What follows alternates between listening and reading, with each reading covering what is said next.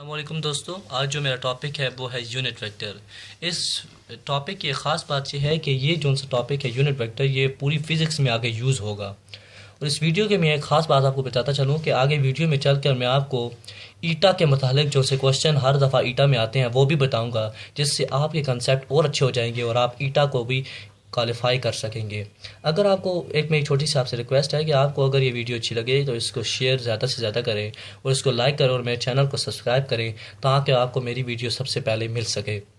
और अगर आपको इस टॉपिक के मतलब कोई भी मुश्किलात पेश आएँ, तो आप कोई भी आपको मसला हो तो आप मुझे कमेंट बॉक्स में कमेंट करके आप मुझे बता सकते हैं। जितना जल्दी हो सकेगा मैं आपको उसका जवाब दूंगा। और आपसे एक और रिक्वेस्ट भी है कि आप इस वीडियो को पूरा देखें ताकि आपका कंसेप्ट और ज़्यादा क्लियर हो जाए। तो आइए आज का हम टॉपिक स्टार्ट करते हैं। जैसा कि यूनिट वेक्टर है, यूनिट वेक्टर को बताने से पहले मैं आपको थोड़ा सा वेक्टर के बारे में रिकॉल कर देता हूँ। वैसे तो मैंने इस वेक्टर के ऊपर भी एक वीडियो डाली है, आप उसको भी देख सकते हैं मेरे चैनल पर जाके, लेकिन यहाँ पर मैं आपको फिर भी थोड़ा सा रिकॉल कर देता हूँ। वेक्टर उसको कहते हैं कि जिसका मैग्नीट्यूड भी हो और डायरेक्शन भी हो, यानी वो क्वांटिटी जिसको ख़ुद को डिस्क्राइब करने के लिए मैग्नीट्यूड और डायरेक्शन की ज़रूरत पड़े, उसको हम वेक्टर कहते हैं। मिसाल लेते हैं acceleration, force, linear momentum etcetera. ये तीन मिसाल है। आप और भी बोल सकते हैं, बहुत सारी यूनिट वेक्टर हैं, लेकिन ये तीन अभी लिखते हैं टाइम की किल्लत की वजह से। अब हम यूनिट वेक्टर की बात जाते हैं कि यूनिट वेक्टर क्या होता है। जैसा कि मैंने यहाँ पर डेफिनेशन लिखी है, the unit vector of a given vector is same but it has magnitude of 1। यानी यूनिट वेक्टर किसी भी गिवन वेक्टर का वो होता है कि जिसका मैग्नीट्यूड 1 के इक्वल हो। वो वेक्टर जिसका मैग्नीट्यूड 1 के इक्वल हो उसको हम यूनिट वेक्टर कहते हैं। अब एक हम मिसाल लेते हैं। एक हमारे पास वेक्टर है जो कि हमें गिवन है, ए बी वेक्टर। अब मिसाल के तौर पर हम उसका मैग्नीट्यूड ले लेते हैं 10 के इक्वल है। ए बी का मैग्नीट्यूड है 10 के इक्वल है। यहाँ पर मैं इधर कोई स्पेसिफिक यूनिट नहीं लेता, क्योंकि अगर हम डिस्प्लेसमेंट के लिए ले रहे हैं वेक्टर तो हम उसके लिए मीटर यूनिट यूज़ करेंगे। फोर्स के लिए ले रहे हैं तो उसके लिए हम यूनिट जो सी होगी वो न्यूटन यूज़ करेंगे। लिहाजा मैं यहाँ सिर्फ सपोज कर रहा हूँ कि एक वेक्टर है जिसका मैग्नीट्यूड 10 के इक्वल है। अब जैसा कि हमने डेफिनेशन में पढ़ा कि किसी भी गिवन वेक्टर को यूनिट वेक्टर में कन्वर्ट करने के लिए ये ज़रूरी है कि उस का मैग्नीट्यूड 1 के इक्वल होना चाहिए। यहाँ पर मैग्नीट्यूड हमारे पास 10 है। अगर मैं ये करूँ कि 10 को 10 पर डिवाइड करूँ तो मैग्नीट्यूड हमारे पास 1 आ जाएगा। लेकिन यहाँ पर एक मसला ये है कि हमने जैसे कि वेक्टर में पढ़ा कि वेक्टर वो क्वांटिटी होती है जिसके लिए मैग्नीट्यूड और डायरेक्शन दोनों हो, लेकिन यहाँ पर डायरेक्शन जो क्या है मिस हो जाएगी। तो लिहाजा इसको पूरा करने के लिए हम ये कर सकते हैं कि अगर हम उस जो सा वेक्टर गिवन है उसको हम उसके मैग्नीट्यूड पर डिवाइड करें तो हमारे पास 1 मैग्नीट्यूड भी आ जाएगा और साथ में डायरेक्शन भी आ जाएगी। तो इस तरह हम यूनिट वेक्टर को में कन्वर्ट कर सकते हैं किसी भी गिवन वेक्टर को। तो जैसा कि मैंने इस इक्वेशन में लिखा कि यूनिट वेक्टर डिनोट होता है एक, इसको हम पढ़ते हैं ए बी कैप, या इसको हेड भी कहते हैं बास लोग। तो इसको ये किया मैंने कि ए बी जो सा गिवन वेक्टर था उसके मैग्नीट्यूड पर उसको मैंने डिवाइड कर दिया। तो डिवाइड करने से 10 से कैंसिल हुआ तो मैग्नीट्यूड हमारे पास आ गया 1 के इक्वल और इसकी डायरेक्शन भी हमारे पास आ गई। तो इस तरह हम किसी भी गिवन वेक्टर को यूनिट वेक्टर में कन्वर्ट कर सकते हैं। इसको मैंने इक्वेशन 1 का नाम दिया। अब इस इक्वेशन 1 को मैं थोड़ा सा रीअरेंज करके इस तरह भी लिख सकता हूँ कि जोन सा ए बी वेक्टर है इसको मैं यहीं पर छोड़ूँ और मैग्नीट्यूड ये डिवाइड हो रहा है यहाँ पर, ये उधर जाके मल्टीप्लाई होगा जैसे मैंने इधर लिखा है इस इक्वेशन में। इसको अब मैं रीअरेंज करके मैंने अगले स्टेप में लिखा है कि A B vector is equal to A B unit vector into A B का मैग्नीट्यूड। अब इस इक्वेशन को मैं समझाता हूँ कि ये इक्वेशन कह रही क्या है हमसे। अब ए बी जो सा इस साइड पर मैंने लिखा है ये वेक्टर फॉर्म में है, ये इसका यूनिट वेक्टर है और ये इसका मैग्नीट्यूड है। अब इसको मैं समझाता हूँ कि ये इक्वेशन कैरी क्या है। यानी किसी भी स्केलर क्वांटिटी को उसके वेक्टर फॉर्म में कन्वर्ट करने के लिए ये ज़रूरी है कि उस जो सा स्केलर जिसको हम वेक्टर फॉर्म में कन्वर्ट कर रहे हैं उस वेक्टर को हम उस स्केलर को उसके साथ मल्टीप्लाई करें कि जिस डायरेक्शन में स्केलर मैयर हुआ है उसके यूनिट वेक्टर से मल्टीप्लाई करें, तो ये वेक्टर स्केलर क्वांटिटी हमारे पास वेक्टर में कन्वर्ट हो सकती है। मैं दोबारा आपको बताता हूँ कि किसी भी स्केलर को किसी उसके वेक्टर फॉर्म में कन्वर्ट करने के लिए ज़रूरी है कि वो स्केलर जिसको हम वेक्टर फॉर्म में कन्वर्ट कर रहे हैं वो जिस डायरेक्शन में मैयर हुआ है उस डायरेक्शन के यूनिट वेक्टर से हम अगर मल्टीप्लाई करें तो हमारे पास वो स्केलर क्वांटिटी वेक्टर क्वांटिटी में कन्वर्ट हो सकती है। अब एक एग्जांपल में लेता हूँ कि which of the following equation of Newton gravitational law represent the vector form. अब ग्रेविटेशनल लॉ के बारे में आपको बताता हूँ कि वो क्या कहता है।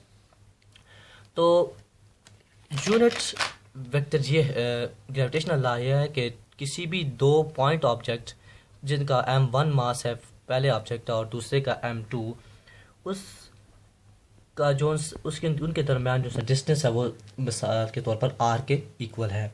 अब वो हमें कहता क्या है, वो ये कहता है अपने लॉ में कि force is directly proportion to the product of masses m1 m2, यानी जो सी उन दोनों ऑब्जेक्ट्स के दरमियान जो सी अट्रैक्टिव फोर्स है वो उन दोनों ऑब्जेक्ट के मासेस के डायरेक्टली प्रोपोर्शन है और इन्वर्सली प्रोपोर्शन है उनके दरमियान डिस्टेंस के स्क्वायर के इक्वल। इसको मैं 1 का नाम देता हूँ और इसको मैं 2 का नाम देता हूँ। अब दोनों का हम ज्वाइन करते हैं तो हमारे पास इक्वेशन कुछ यूँ बन जाती है कि f is equal to G m1 m2 divided by r square.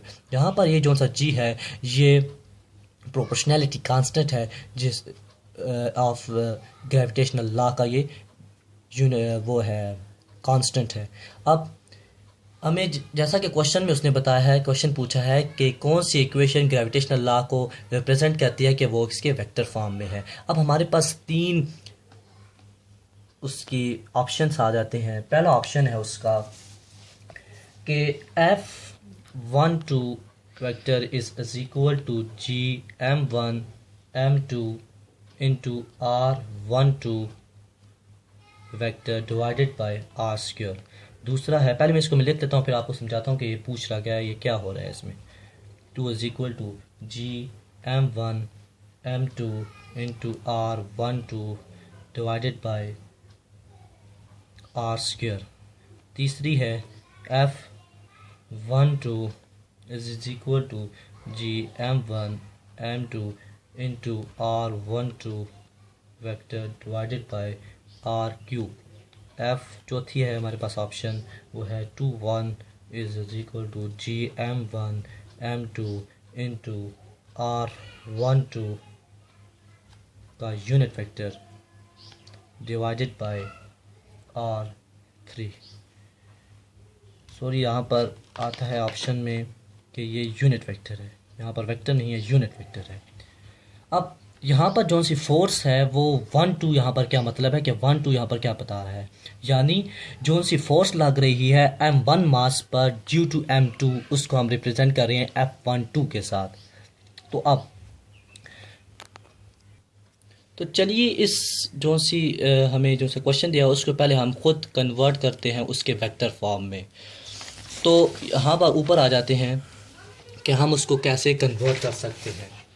जैसा कि हमने एक कॉन्सेप्ट बनाया हुआ है कि किसी भी स्केलर क्वांटिटी को उसको वेक्टर में कन्वर्ट करने के लिए ज़रूरी है कि वो स्केलर जिस डायरेक्शन में मैयर हुआ है उस डायरेक्शन के यूनिट वेक्टर से अगर हम मल्टीप्लाई करें तो वो स्केलर हमारे पास वेक्टर में कन्वर्ट हो सकता है। तो पहले हम ले लेते हैं फोर्स 1 2, यानी जो सी फोर्स F1 पर जो सी ऑब्जेक्ट 1 पर लग रही है ड्यू टू 2 के, वो हम फोर्स ले लेते हैं। अब ये पूरा हिस्सा उसका स्केलर आ गया जी m1 m2 divided by r square. ये हम इसको ब्रैकेट में रख लेते हैं। जैसा कि हमने क्वेश्चन पढ़ा कि उसके यूनिट वेक्टर से मल्टीप्लाई करें, ये f1 आ गया, ये m2 आ गया और इसकी जो सी इसको मैं ab का नाम देता हूँ। इसकी जो सी डायरेक्शन है वो टुवर्ड्स a टू b है, यानी m1 से m2 दोनों एट्रैक्टिव फोर्स है, एक दूसरे को फोर्स लग रही है इन दोनों के दरमियान। तो अब उसके यूनिट वेक्टर से हमने जैसा कंसेप्ट बनाया कि यूनिट वेक्टर से मल्टीप्लाई करना है। तो यूनिट वेक्टर जिस डायरेक्शन में स्केलर क्वांटिटी जिस डायरेक्शन में मैयर हुआ है उसके यूनिट वेक्टर से मल्टीप्लाई करना है। तो लिहाजा हम उसके यूनिट वेक्टर से मल्टीप्लाई कर देते हैं। नीचे ये एक ध्यान रखना है कि हमने वही डायरेक्शन ली जो कि हमने स्केलर की ली। तो जैसा कि इधर हमने M2 लिया है, लिहाजा यहाँ पर भी 1 2 लेंगे, यानी जो सी फोर्स M1 पर लग रही है ड्यू टू M2 वो हमने ली है। अब इसको मैं थोड़ा सा और एक्सपेंडेड फॉर्म में लिख देता हूँ कि F1 M2 is equal to GM1 M2 divided by R square. यहाँ पर अगर मैं यूनिट वेक्टर की मैं इक्वेशन डालूँ, इसमें पुट करूँ वैल्यू, तो ये हमारे पास कुछ ऐसी आ जाती है, इनटू आर का vector divided by magnitude of R. यानी जैसा कि हमने यूनिट वेक्टर में पढ़ा कि किसी भी गिवन वेक्टर को यूनिट वेक्टर में कन्वर्ट करने की मिसाल ले लेता हूँ मैं यहाँ पर। एक ही हमारे पास ए बी गिवन वेक्टर है, इसको अगर मैं यूनिट वेक्टर में कन्वर्ट करना चाहता हूँ तो ये करूँगा कि ए बी वेक्टर को मैं उसके मैग्नीट्यूड पर डिवाइड करेंगे, और ये वाली वैल्यू मैंने यहाँ पर पुट की इस इक्वेशन में, तो हमारे पास कुछ यूँ आ गया। अब ये जहाँ पर नीचे डिवाइड आर में इधर भी है और इधर भी है, दोनों एक दूसरे के साथ मल्टीप्लाई होंगे, तो ये आ जाएगा F12 is equal to GM1 M2 into R factor divided by R cube. तो ये न्यूटन ग्रेविटेशनल लॉ की हमारे पास एक वेक्टर फॉर्म आ गई है। तो अब हमें जो सी गिवन थी, गिवन जो से हमारे पास ऑप्शन थे, उन ऑप्शन में हम देखते हैं कि हमारे पास कौन सा ऑप्शन ठीक है। पहला ऑप्शन है जो कि एफ फोर्स लग रही है 1 2 ऑब्जेक्ट पर, उससे हमारे स्केलर भी है और मल्टीप्लाई वो कर रहा है वेक्टर फॉर्म से, लेकिन वो नीचे आर क्यूब नहीं कर रहा, क्योंकि यहाँ पर उसने वेक्टर तो डाला, लेकिन जिस वक्त वेक्टर के नीचे मैग्नीट्यूड आएगा वो तो आपस में मल्टीप्लाई होंगे, तो यहाँ पर क्यूब आना चाहिए, लिहाजा ये ऑप्शन हमारे पास गलत हो जाता है। नीचे वाले ऑप्शन पर जाते हैं, जब उसने फोर्स 2 1 ली है, ये भी ले सकते हैं, अगर हम 2 1 लेंगे तो आगे भी 2 1 लेंगे, लिहाजा इसने उसकी डायरेक्शन में, जिस डायरेक्शन में वो फोर्स जा रही है उस डायरेक्शन के यूनिट वेक्टर से मल्टीप्लाई नहीं किया, लिहाजा ये ऑप्शन भी गलत हो गया। अब तीसरा ऑप्शन देखते हैं कि तीसरे ऑप्शन में उसने फोर्स 1 2 पर ली, आगे भी 1 2 पर ले रहा है, लेकिन उसने यहाँ पर यह किया कि वेक्टर को उसने वेक्टर के साथ मल्टीप्लाई किया, लेकिन वो नीचे क्यूब भी ला रहा है, लिहाजा ये ऑप्शन हमारे पास ठीक है, जैसा कि हम अभी थोड़ी देर पहले हमने इसको खुद भी निकाला है। अब नीचे वाले ऑप्शन में भी चाहते हैं कि नीचे वाला ऑप्शन क्या कह रहा है। अब यहाँ पर उसने फोर्स फिर ली है 2 1 ऑब्जेक्ट पर, यानी जो सी फोर्स ऑब्जेक्ट 2 पर लग रही है बाय ऑब्जेक्ट 1 के, वो उसने ली है, और आगे वो फिर गलत कर जाता है कि वो उसी डायरेक्शन में यूनिट वेक्टर नहीं लेता, लिहाजा ये ऑप्शन भी गलत हो गया। अब जैसा कि हम जानते हैं कि किसी भी वेक्टर को हम 3 तरीक़ों से यानी हम किसी भी वेक्टर को अगर हम रिप्रेजेंट करना चाहें या डिफ़ाइन करना चाहें तो उसको हम उसके प्लेन में, स्पेस में हम उसको डिफ़ाइन कर सकते हैं। अब प्लेन है कितने किस्म के? एक प्लेन होता है हमारे पास और एक होता है स्पेस। स्पेस के लिए 3 कंपोनेंट्स कोऑर्डिनेट होते हैं, एक होता है x, y और z। ये हमारे पास आ गया z, ये आ गया x और ये आ गया y। अब कोई मेरे पास पॉइंट है a, मिसाल के तौर पर, उसकी जो से कोऑर्डिनेट है वो है x, y और z। अब मैं ये करना चाहता हूँ, उससे पहले मैं आपको एक और बात बताता हूँ कि किसी भी प्लेन के जो से कोऑर्डिनेट हैं उनके लिए हमें यूनिवर्सल 3 यूनिट वेक्टर्स बता दिए गए हैं। जैसा कि एक्स एक्सिस के लिए हमारे पास जो सा यूनिट वेक्टर है वो है आई कैप से उसको हम डिनोट करते हैं। वाई एक्सिस के लिए हम जे कैप, उसके लिए यूनिट वेक्टर है, और जेड एक्सिस के लिए हमारे पास जो सा यूनिट वेक्टर है वो है के कैप। अब उसके लिए भी मैं छोटी सी मिसाल लूँगा, अभी पहले मैं आपको समझा देता हूँ।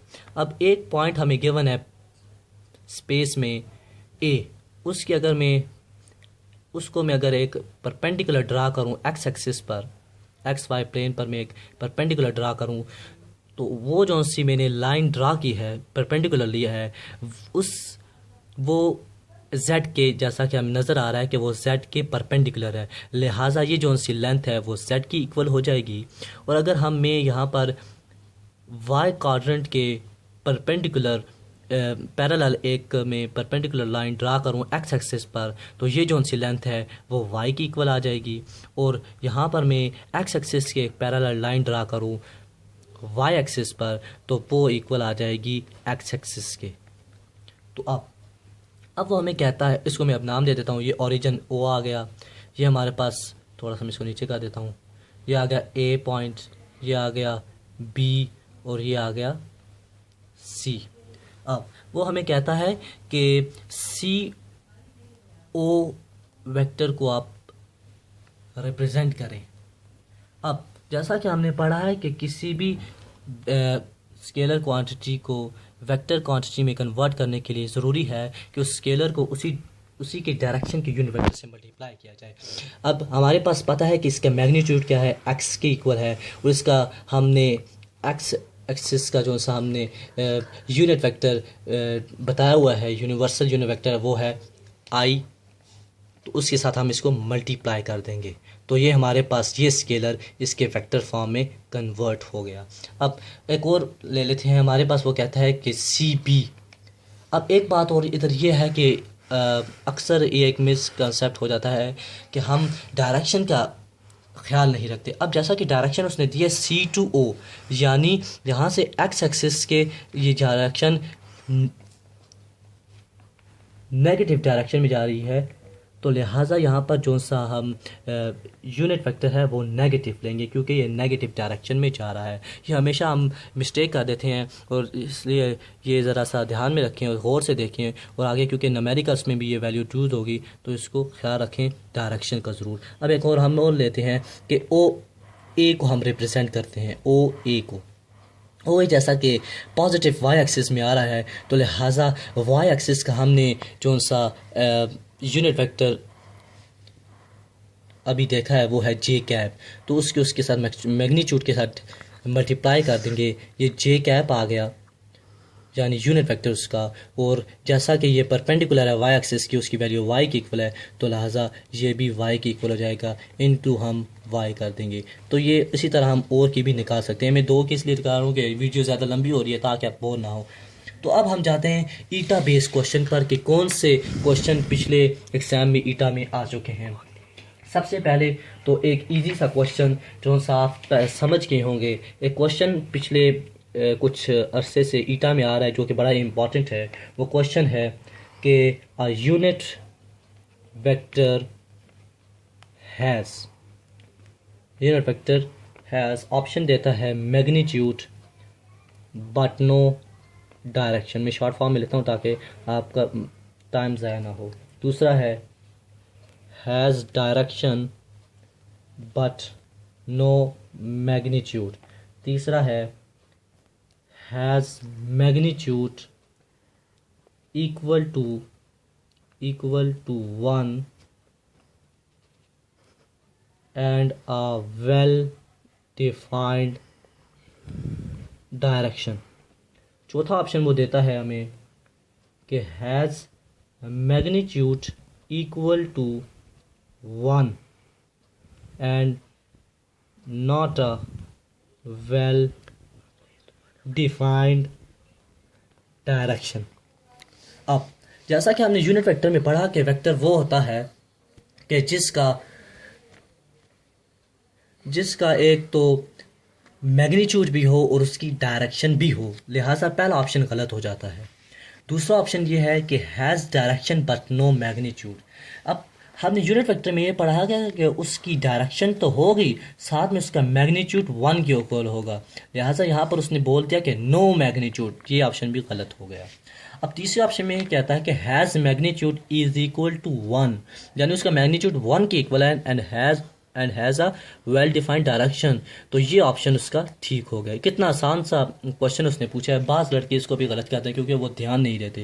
लिहाजा आपसे रिक्वेस्ट है कि आप वीडियो को ध्यान से देखें ताकि आप इस क्वेश्चन को आसानी से पढ़ जाएँ। ये छोटा सा क्वेश्चन है और ये 4 नंबर का क्वेश्चन है, ये भी बाज़ बच्चे गलत कर देते हैं। अब चौथा ऑप्शन भी देते हैं, उसमें क्या कहता है, वो कहता है कि हैज़ मैग्नीट्यूड इक्वल टू 1। ये बात उसने ठीक कह दी कि यूनिट वेक्टर का जो सा मैग्नीट्यूड है 1 के इक्वल है, एंड आगे वो कह देता है but not have a well defined direction, तो ये ऑप्शन भी गलत हो गया। अब एक और मैं एग्जांपल क्वेश्चन आपको बताता हूँ कि वो पूछता है कि क्वेश्चन है when a vector is divided by its own magnitude we get a new vector known as. पहले मैं ऑप्शन ले लेता हूँ फिर आपको समझाता हूँ ये पूछ रहा क्या है। पहला ऑप्शन है यूनिट वेक्टर, दूसरा ऑप्शन है नल वेक्टर, तीसरा ऑप्शन है नॉर्मल वेक्टर, चौथा ऑप्शन है हमारे पास फिक्स वेक्टर। अब इस क्वेश्चन में क्या पूछता है, पूछता है कि किसी भी वेक्टर को हम जब उसी के मैग्नीट्यूड पर डिवाइड करते हैं तो हमारे पास कौन सा मैग्नीट्यूड आता है। अब ये भी यूनिट वेक्टर से ही रिलेटेड है। देखें, अब जैसा कि हमने यूनिट वेक्टर में पढ़ा था कि मैं आपको इधर बता देता हूँ नीचे कि किसी भी गिवन वेक्टर, मिसाल के तौर पर हमारे पास एक वेक्टर है, वो ए वेक्टर है। अब किसी भी वेक्टर को उसके नल वेक्टर में कन्वर्ट करने के लिए ज़रूरी है कि उस वेक्टर को हम मैग्नीट्यूड पर डिवाइड करें तो हमारे पास नल वेक्टर की इक्वल आ जाएगा। जैसा कि अब ये मैं ए वेक्टर है, इसको डिवाइड करूँ अगर ए के मैग्नीट्यूड पर तो हमारे पास आ जाएगा ए कैप, यानी उसके यूनिट में कन्वर्ट हो जाएगा, यूनिट वेक्टर में कन्वर्ट हो जाएगा। अब इस इक्वेशन को देखते हुए आप ऑप्शन को देखें कि कौन सा ऑप्शन ठीक आता है। अब वो उसने ये क्वेश्चन में ये पूछा है कि किसी ये यानी ए वेक्टर को किसी भी वेक्टर को उसके मैग्नीट्यूड पर डिवाइड करें तो हमारे पास क्या आता है। अब हमने ऐसा इधर देखा है कि ये आ जाता है यूनिट वेक्टर के इक्वल। तो अब ऑप्शन में देखते हैं कि यूनिट वेक्टर हमारे पास है या नहीं है। तो पहला ऑप्शन उसने दे दिया कि यूनिट, तो लिहाजा ये ऑप्शन ठीक हो गया। नल वेक्टर नहीं हो सकता क्योंकि ये उसने जो सी इक्वेशन हमें कंडीशन दी है वो इसके फिलफिल नहीं करता है। अब तीसरा ऑप्शन जो सा है नॉर्मल, वो भी नहीं हो सकता, और चौथा फिक्स भी नहीं हो सकता। अब ये उम्मीद है कि आपको ये एग्जांपल भी समझ आ गई होगी। अब हम एक यूनिट वेक्टर की एक और बड़ी अच्छी सी एग्जांपल लेते हैं जिससे आपको एक बहुत ही अच्छा कंसेप्ट आपके जहन में बैठ जाएगा यूनिट वेक्टर के मुताल्लिक। अब एक हमारे पास क्वेश्चन आता है कि normalise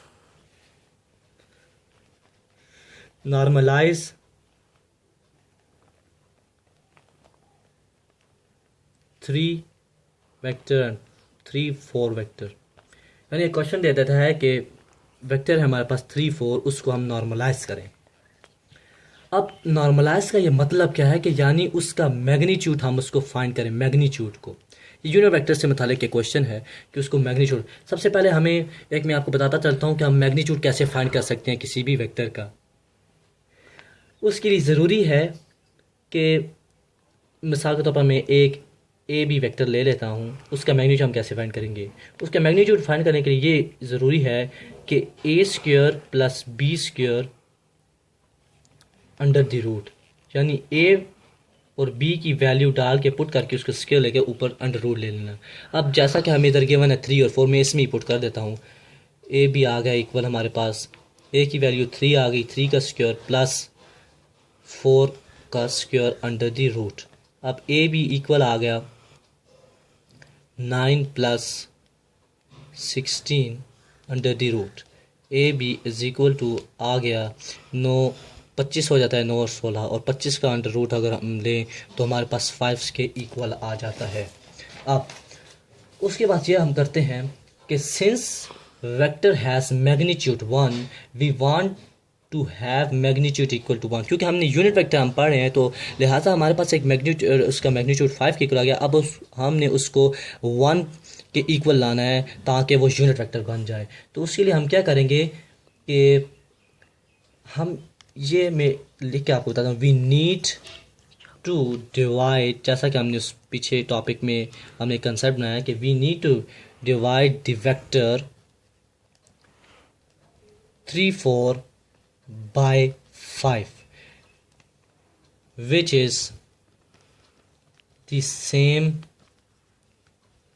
as multiplying by 1 by 5। अब ये इधर क्या कह रहा है, अब ये कह रहा है कि जैसा कि हमने यूनिट वेक्टर में पढ़ा कि किसी भी गिवन वेक्टर को उसके यूनिट वेक्टर में कन्वर्ट करने के लिए ज़रूरी है कि उस वेक्टर को हम उसके मैग्नीट्यूड पर अगर डिवाइड करेंगे तो वो यूनिट वेक्टर में कन्वर्ट हो जाएगा। ये इक्वेशन, इसको ध्यान में रखें और हम करते हैं आगे।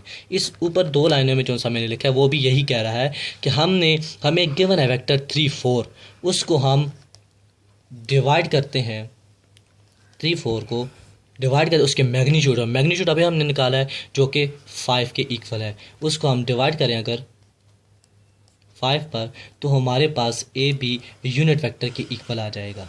अब यहाँ पर ये हम इसको ऐसे भी लिख सकते हैं कि इज इक्वल टू 3/5 4/5। ये हमारे पास यूनिट वेक्टर की वैल्यू आ गई। जैसा कि हमें पता है कि यूनिट वेक्टर तब होता है जबकि उसका मैग्नीट्यूड 1 के इक्वल आ जाए, मगर ऊपर हमारे पास मैग्नीट्यूड 5 के इक्वल है, लिहाजा अब हम इसका मैग्नीट्यूड फाइंड करते हैं कि यूनिट वेक्टर का मैग्नीट्यूड 1 के इक्वल आता है कि नहीं। अब उसका हम वही फार्मूला लगाते हैं, A B is equal to A का स्क्वायर 3/5 का स्क्वायर प्लस 4/5 का स्क्वायर। अब हमारे पास आज इधर यूनिट वेक्टर लेंगे क्योंकि हम ऊपर यूनिट वेक्टर की वैल्यू डाल रहे हैं। A B unit vector is equal to 3 का स्क्वायर 9/25 प्लस 16/25। तो ये आ जाएगा हमारे पास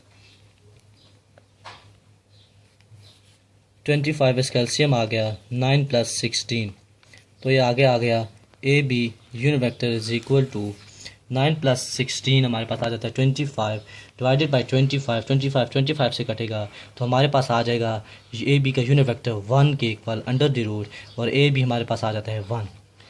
तो अब इस इक्वेशन में देखें कि हमारे पास ये प्रूव हो जाता है कि यूनिट वेक्टर जो सा ए बी है वो उसका मैग्नीट्यूड 1 के इक्वल आता है, लिहाजा ये जो सा वेक्टर है वो है यूनिट वेक्टर। अब हमें ऊपर गिवन था ए बी वेक्टर जिसकी वैल्यू हमें गिवन थी 3 4। पहले हमने उसका मैग्नीट्यूड फाइंड किया जो कि 5 के इक्वल आया। उस 5 को हमने फिर उस वेक्टर को हमने उसके यूनिट वेक्टर में कन्वर्ट किया जिसकी वैल्यू हमारे पास आई 3/5 और 4/5। अब उसको हमने प्रूव करने के लिए कि ये यूनिट वेक्टर है उसको हमने मैग्नीट्यूड लिया जो कि हमारे पास आगे जाके 1 के इक्वल आ गया। लिहाजा यहाँ पर ये प्रूव होता है कि जौन सा ए भी हमें गिवन वेक्टर था वो उसको हमने यूनिट वेक्टर जौन सा गिवन था उसको हमने उसके यूनिट वेक्टर में कन्वर्ट किया, तो ये प्रूव हुआ कि उसकी वैल्यू 1 के इक्वल आ रही है, लिहाजा ये यूनिट वेक्टर है। अब ये आज का हमारा टॉपिक था, तो आपसे एक रिक्वेस्ट है कि मैंने अपनी पूरी कोशिश की कि आपको अच्छे तरीके से समझा सकूं। थोड़ा सा टाइम की वजह से मैं इतना अच्छा आपको फिर भी नहीं बता सकता। उम्मीद है कि आपको जौन सा मैंने समझाया वो आपको बहुत अच्छा समझ आया होगा और आगे आप एग्ज़ाम में इसको अप्लाई भी करेंगे। तो अगर आपको ये मेरी वीडियो अच्छी लगे तो इसको लाइक ज़रूर करें, और अगर आपको कोई और टॉपिक है जिस पर आपको समझ नहीं आ रही और आप मुझसे पूछना चाहते हैं तो आप कमेंट बॉक्स में मुझे कमेंट करके बता सकते हैं। मैं इंशाल्लाह कोशिश करूँगा कि उस टॉपिक पर अच्छी सी वीडियो बनाऊँ ताकि आपका कंसेप्ट उस टॉपिक पर भी अच्छा हो जाए।